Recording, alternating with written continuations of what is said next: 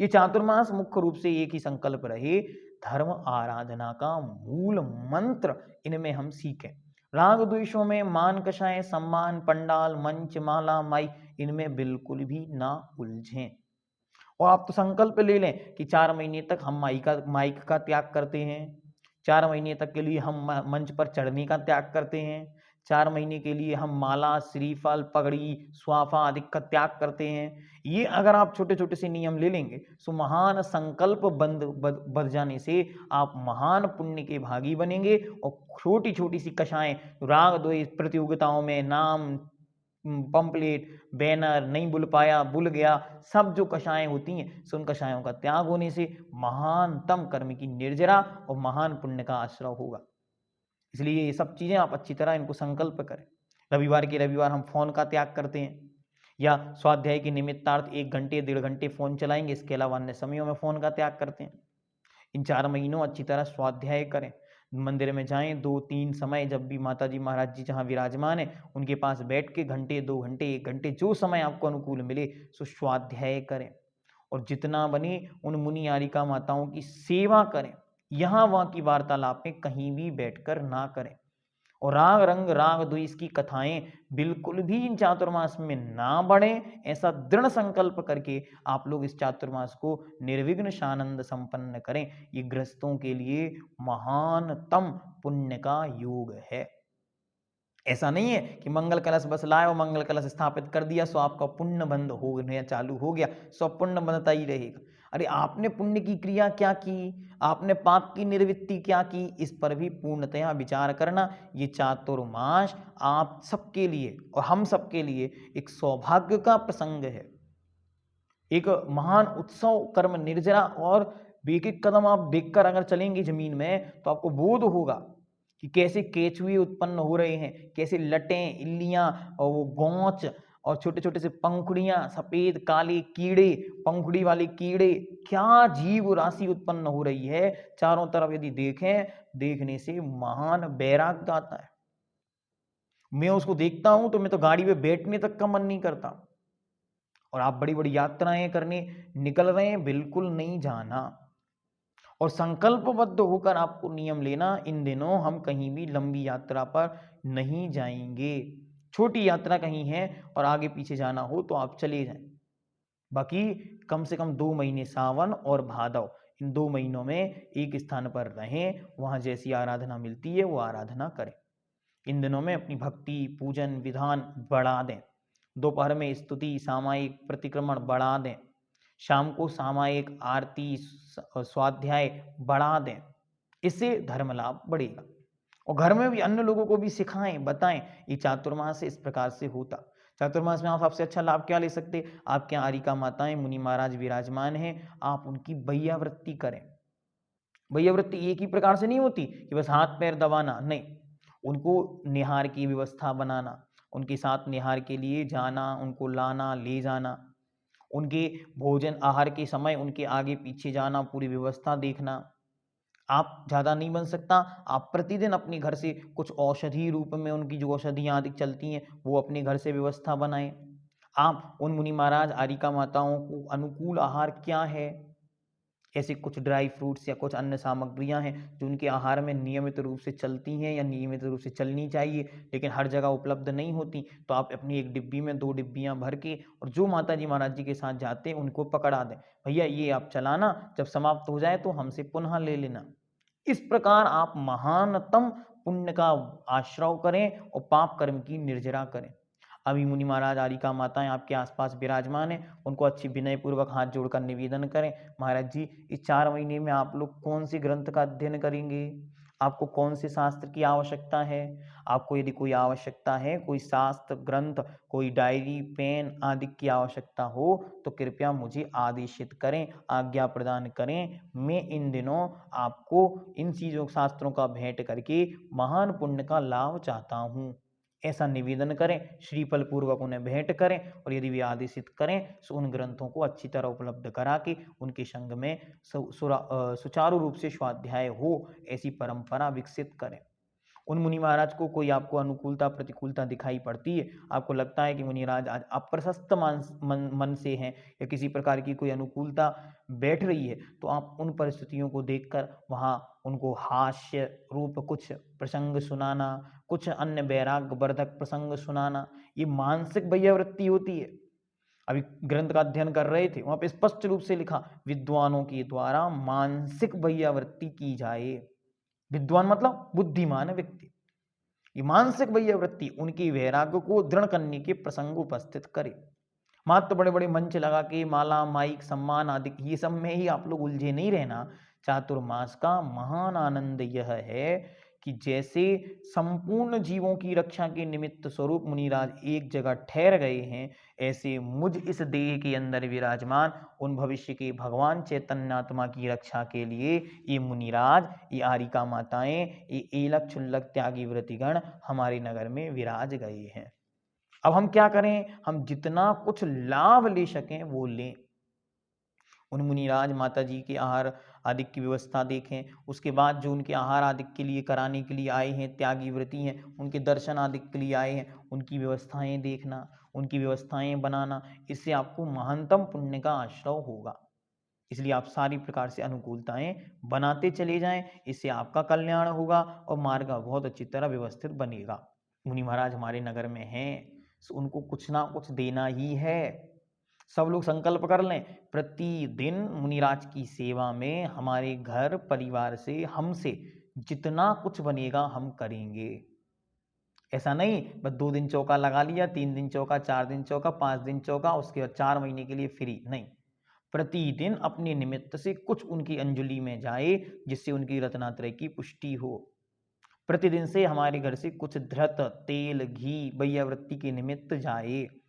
प्रतिदिन हमारे घर से कुछ उनके निमित्तार्थ, उनकी सेवा के लिए हमारे घर के बच्चे बुजुर्ग पुरुष वर्ग अवश्य जाएं।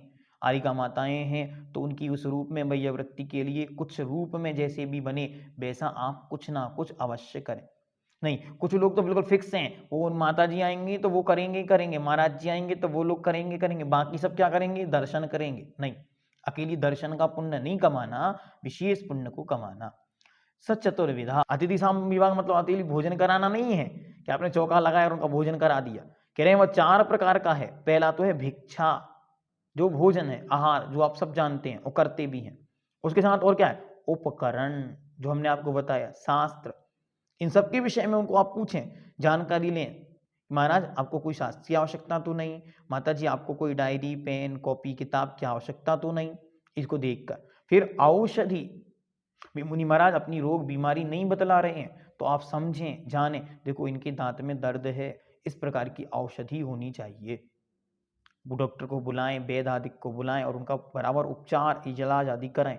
उनकी पूर्ण रूप से अच्छी तरह जैसे भी हो सके बॉडी इस समय कौन सी प्रकृति है, किस प्रकार की उनकी देह है, कैसा वातावरण, उस प्रकार से आहार कराएं।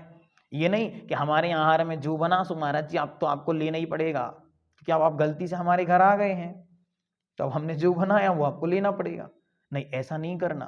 बड़ी तरह अच्छी तरह विचार करके कि उन मुनि महाराज की क्या प्रकृति है और क्या वातावरण है, तद अनुसार उनके आहार कराना, इसी का नाम औषधि है। औषधि का अर्थ दवाई नहीं होता। और बहुत अच्छी तरह ध्यान रखना, महाराज जी माता जी को प्रायाकर, जो आप लोग कहते हैं ना ये क्या लिए पुड़िया में, ये औषधि, औषधि नहीं होती। प्रायाकर उसमें होती है क्या? उसमें होता है अजवाइन, किसी में होती है काली मिर्च, किसी में होती है सौंठ। ये क्यों होती है? अब आप लोग प्रायाकर हर घर में ये मानो उपस्थित नहीं है और भी मुनिराज को, वारिका माताओं को जिस समय चाहिए उस समय नहीं दे पाओगे तो वह गड़बड़ करती है, इसलिए उनको वही चीजें चलती हैं, सुबह औषधि रूप में होती। काष्ठ होती हैं, लकड़ियां होती हैं सूखी हुई, इन सब की मिक्सअप से उनके लिए चूर्ण आदि का प्रयोग किया जाता है। सो आप उनका भी ध्यान रखकर, जो संघ में ब्रह्मचारी ब्रह्मचारिणी आदि के हैं उनको यथा योग्य बताकर कि इस प्रकार की आवश्यकता पड़े सो हमसे आप इस विषय में कहना। और चौथा है प्रत्याश्रय। प्रत्याश्रय क्या है? रहने का स्थान। बहुत अच्छी तरह अगर आपके नगर में आरिका माताएं मुनि महाराज हैं, एक बार जाएं, उन स्थानों को अच्छी तरह देखें। यहाँ मच्छर तो बहुत नहीं है, यहाँ गंदगी तो बहुत नहीं है, मकड़ जाले आदि के स्थान तो नहीं है, पता चले 4 महीने महाराज जी हैं, 4 महीने माता जी हैं, तो बस अब महाराज जी, माता जी उसी कमरे में बने हुए हैं, आपको कोई व्यवस्थाएँ नहीं करनी। नहीं, ऐसा नहीं। अच्छी तरह बड़ी उसमें खिड़की जाली हो, जिससे उनको पर्याप्त दिन भर उजाला मिले, जिससे उनका स्वाध्याय निर्विकल्प और बिना बिजली आदि के प्रयोग के हो। और बड़ी व्यवस्थित उनको बैठने के लिए स्थान हो, उन सारे स्थानों का निरीक्षण करना, उनको बनाना, व्यवस्थित कराना।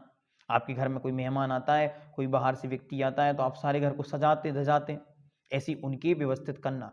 राग रंग की व्यवस्था नहीं है ये उन मुनिराज की साधना में वृद्धि के लिए जो आवश्यक है वो कार्य हमको करने हैं। उनके जो बाजोटा आदि है उन पे आप हाथ फेर कर देखें, कहीं चुभता तो नहीं है, कहीं ये लग तो नहीं जाएगा, कहीं कील आदि तो नहीं निकली है। इस प्रकार उन व्यवस्थाओं को देखना। जो मंच आदि पर वो बैठते हैं वहां भी आगे पीछे व्यवस्थाएं देखना। ये साधु महाराज कहें तो वो अच्छी नहीं लगती, लेकिन आप पहले से ना करें और फिर भी वो ना कहें तो गड़बड़ी हो जाएगी। इसलिए गड़बड़ी से बचने के लिए पहले ही इन सब स्थानों का अच्छी तरह निरीक्षण करें, देखें कोई अनुकूल प्रतिकूलता का कोई साधन तो उपस्थित नहीं है।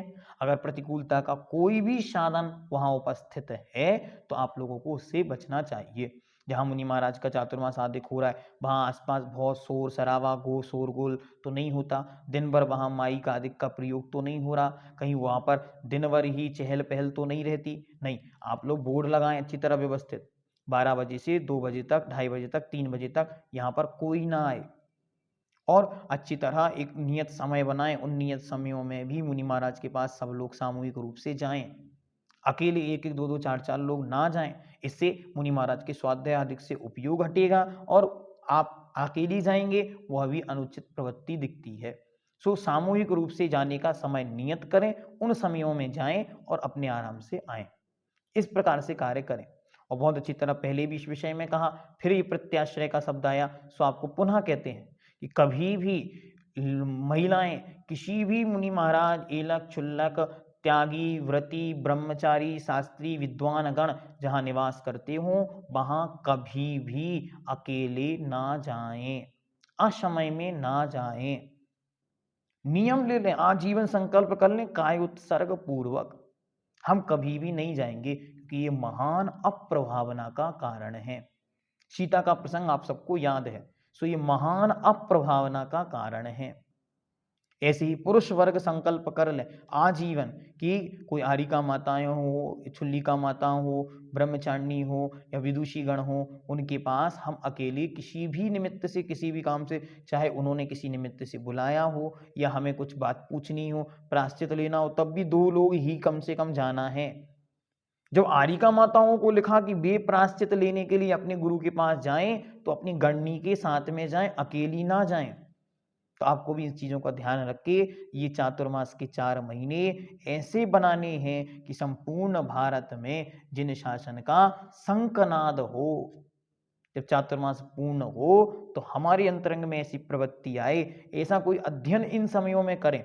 मुनि महाराज किस विद्या के ज्ञाता हैं, उनको कौन सी नई भाषा आती है, प्राकृत आदि के ज्ञाता हैं, न्याय विद्या के, करणानी योग के, या किन विषयों के ज्ञाता हैं, उनके उन विषयों पर चर्चा करें, उन पर गुण रहस्य पूछें, शंका समाधान करें, जिनसे आपके ज्ञान की वृद्धि हो, उन मुनिराज के ज्ञान की वृद्धि हो, दोनों में काम बनेगा।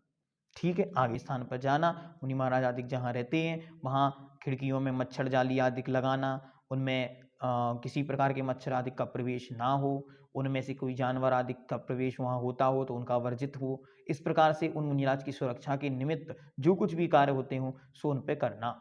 और जहाँ स्थानों में मुनि महाराज अकेले रुके हुए हैं वहाँ कोई समाज का व्यक्ति वहाँ रुके, या रात्रि में चौकीदार आदि भी वहाँ रहे, जिससे उनकी सुरक्षा की पूर्ण व्यवस्था की जा सके। जैसी आज वर्तमान परिस्थिति है, इस समय में हमको बहुत अच्छी तरह ध्यान रखना। कभी भी मुनि महाराज अपने आलय से बाहर निकलें, नगर आदि की ओर जाते हैं, चाहे आहार हो, ब्याहार हो, निहार हो या अन्य कोई भी क्रिया के उद्देश्य से, तो उनके साथ समाज के 2 लोग कम से कम रहें ही।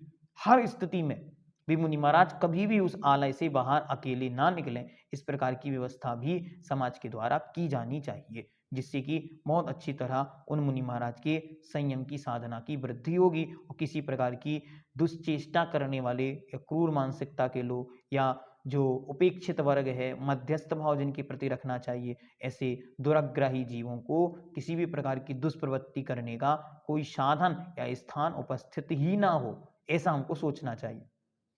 मोक्ष मार्ग में लगे हुए हैं और मोक्ष मार्ग की वृद्धि के लिए आहार देना है। और पूज्य पद्मानंदी महाराज के वचन को जीवन भर याद रखना। क्या कहा था महाराज ने? महाराज ने कहा था, हम उनके करपात्र पर गिरास नहीं रख रहे हैं, हम तो उनके करपात्र पर साक्षात रत्नात्रय रख रहे हैं। जैसे जैसे आप आहार कराओ, भावना भाव इस ग्रह से, इस जल से इन मुनि महाराज की रत्नात्रय, इन मुनि महाराज के संयम, इन महाराज की विशुद्धि, इन महाराज के ज्ञान, इन महाराज के वैराग्य की वृद्धि हो। मन में ऐसा संकल्प रख के और फिर उनके आहार कराना।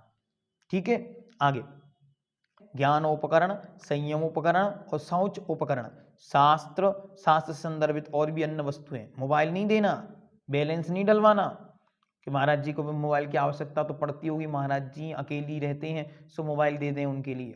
नहीं, मोबाइल के लिए बैलेंस भी नहीं देना, मोबाइल भी नहीं देना, इसको ध्यान रखना। असंयम उपकरण है, ये संयम उपकरण नहीं है, ना ये उपकरण आगम उपकरण, ना ये ज्ञान उपकरण है। ठीक है, इसको ध्यान में रखते हुए जो धर्म की बढ़ाने वाले हों ऐसे धर्मोपकरणानि क्या करने, सम्यक दर्शनादि, सम्यक दर्शन आदि का उपकरणानि बढ़ाने वाले हो, ऐसे दातव्यम देने चाहिए।